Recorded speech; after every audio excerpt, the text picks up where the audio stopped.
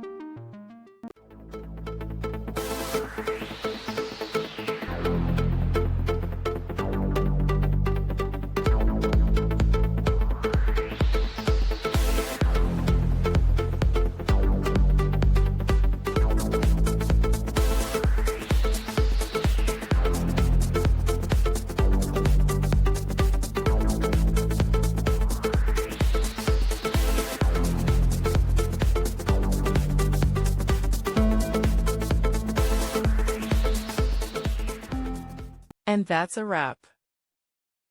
I hope you found the answer you were looking for. If you did, take a second to hit that subscribe button. It really helps out. And let me know in the comments which solution worked best for you. See you next time in the Debug Zone.